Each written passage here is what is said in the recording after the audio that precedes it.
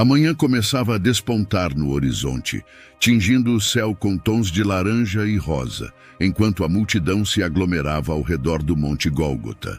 Ali, erguida em meio à terra árida, estava a cruz onde Jesus seria crucificado.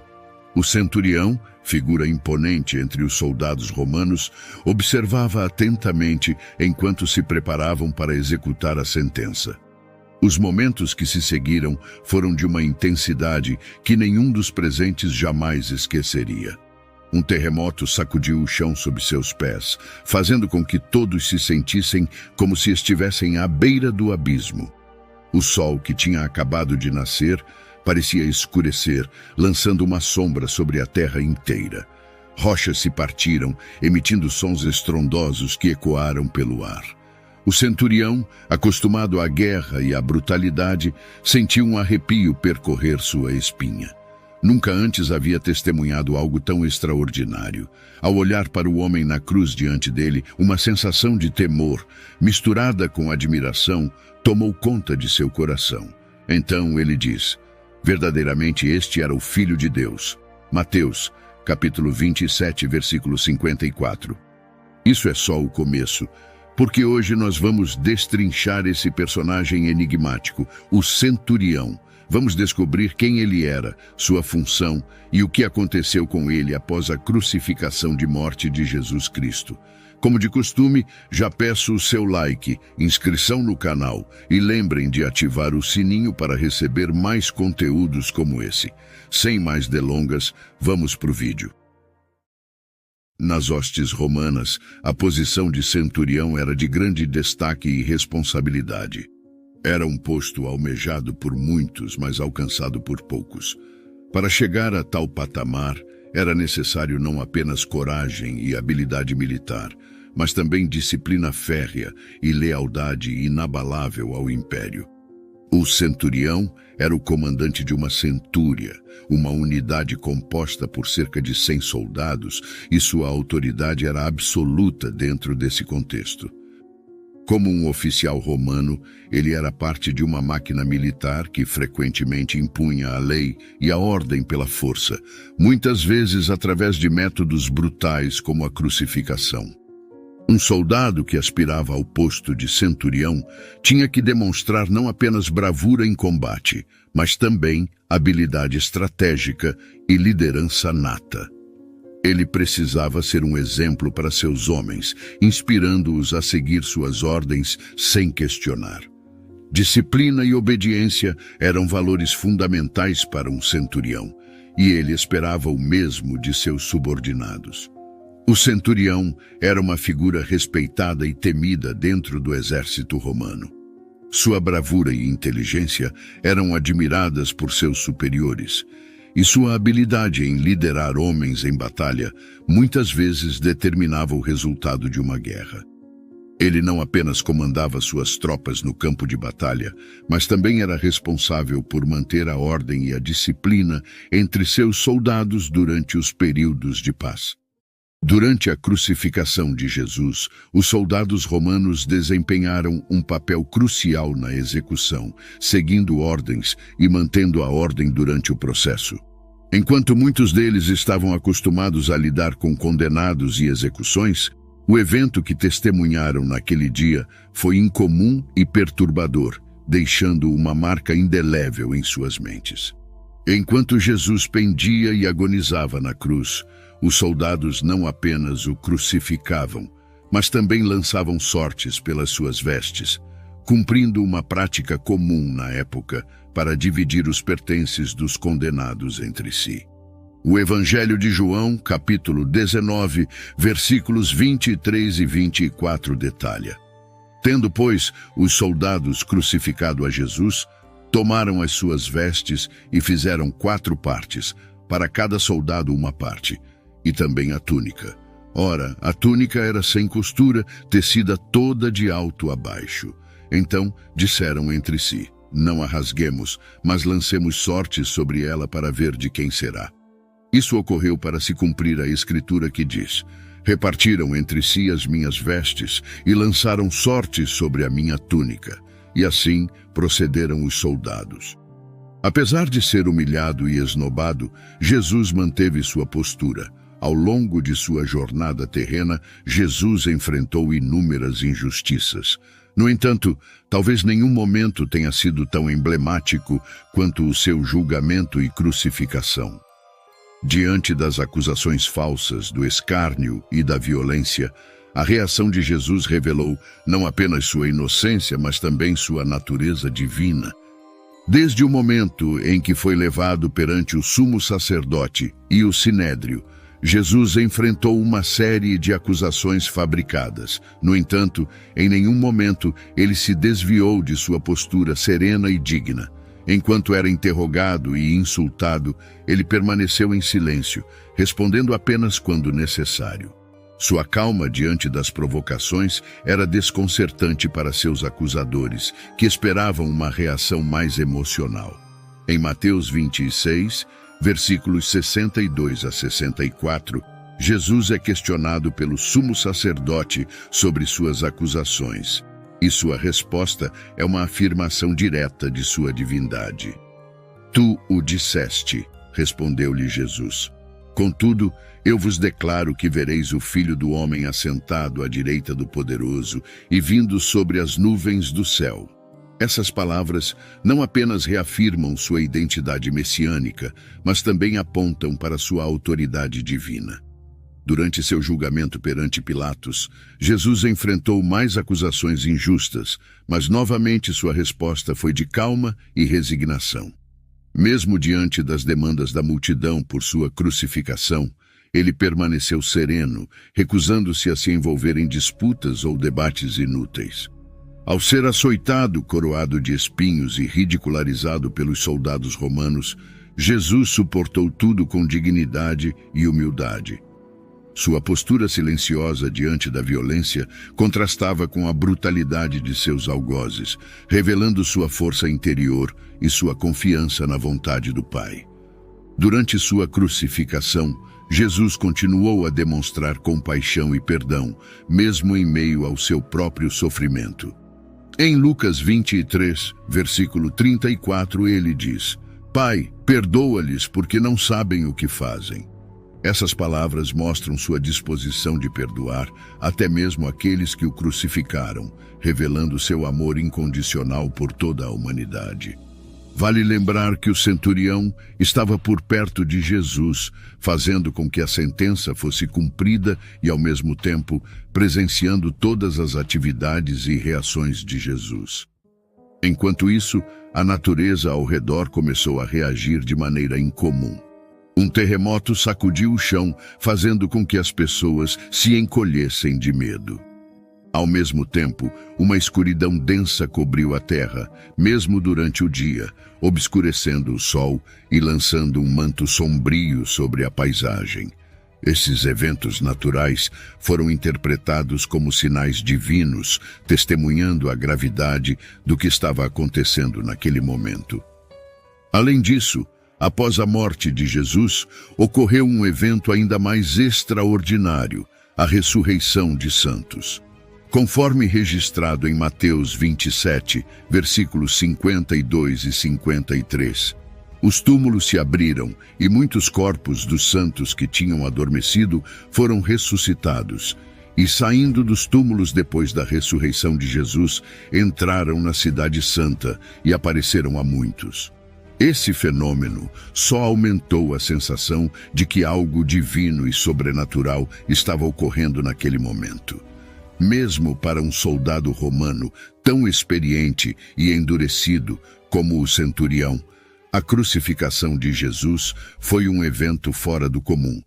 Apesar de estar acostumado com a brutalidade e a crueldade da vida militar, esses eventos foram profundamente perturbadores. Eles testemunharam não apenas a morte de um homem, mas também sinais e maravilhas que desafiaram sua compreensão do mundo. O terremoto, a escuridão e a ressurreição dos santos os deixaram atordoados e questionando suas próprias crenças e convicções. Nada se comparava ao que ele viu naquele dia sombrio no Monte Gólgota. Nesse momento, O centurião viu o homem na cruz diante dele, com olhos que iam além do físico. Ele reconheceu nele uma presença divina, algo que ia além de sua compreensão humana. Ele se viu questionando suas crenças e convicções, confrontado com a ideia de que talvez, só talvez, aquele homem realmente fosse o Filho de Deus. Mesmo diante de toda a brutalidade e crueldade que ele tinha testemunhado ao longo de sua carreira, a crucificação de Jesus foi diferente.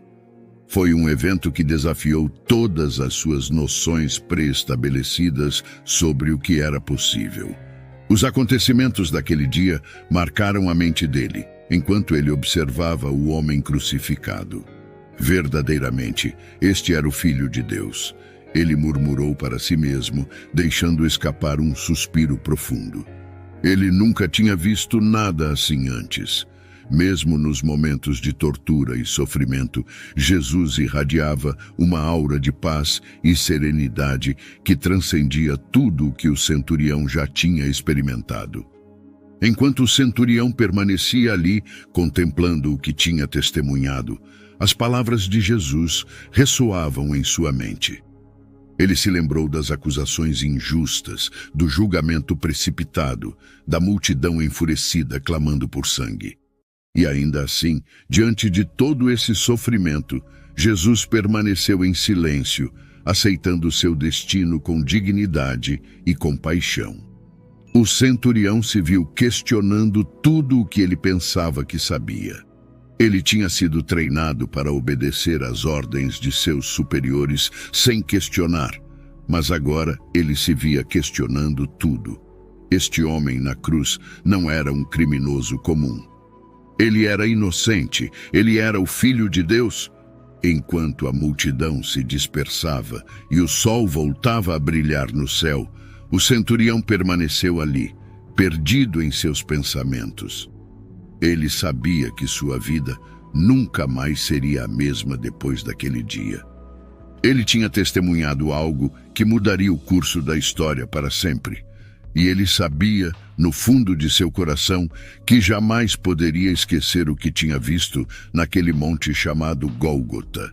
Em um mundo dominado pela guerra e pela violência, ele reconheceu a divindade em meio à dor e ao sofrimento.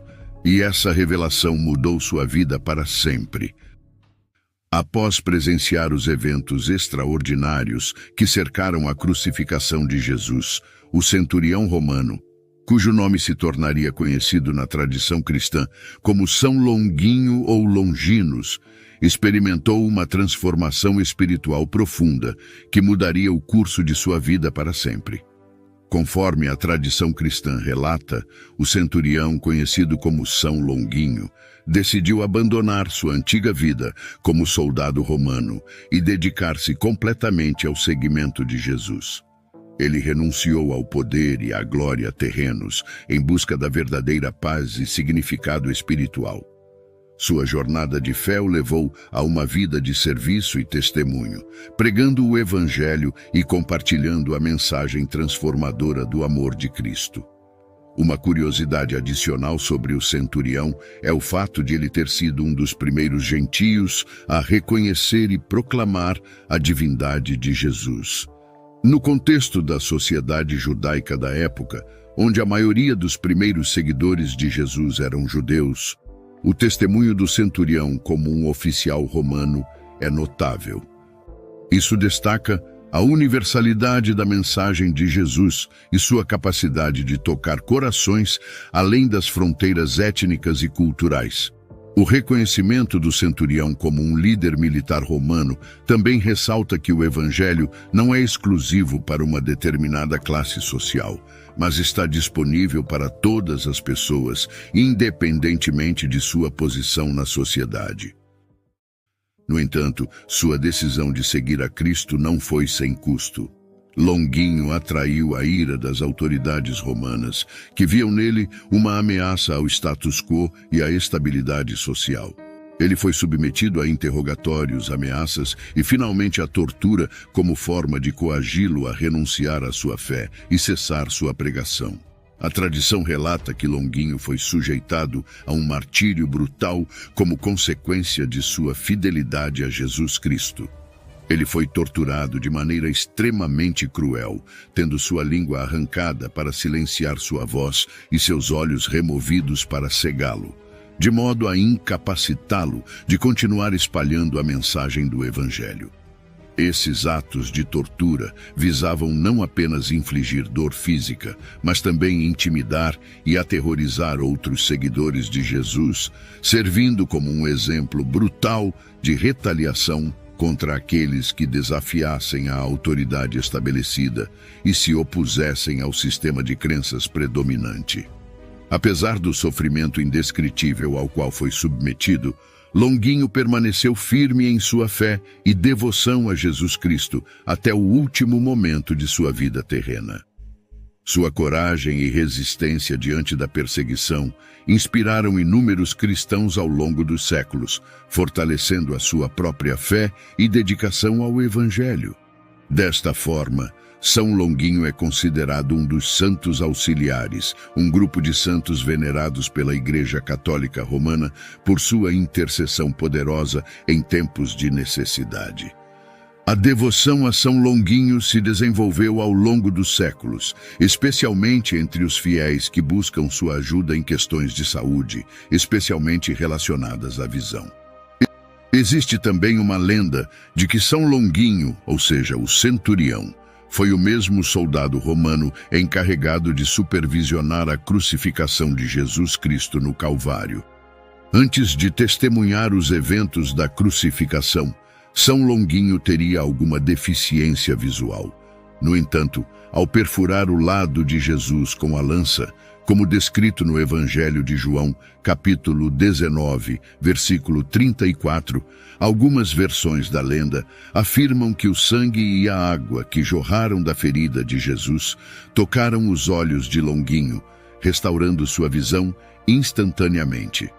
Esse milagre, juntamente com todos os outros fatos ocorridos, teriam levado Longuinho a reconhecer a divindade de Jesus e a se converter ao cristianismo, tornando-se um seguidor devoto.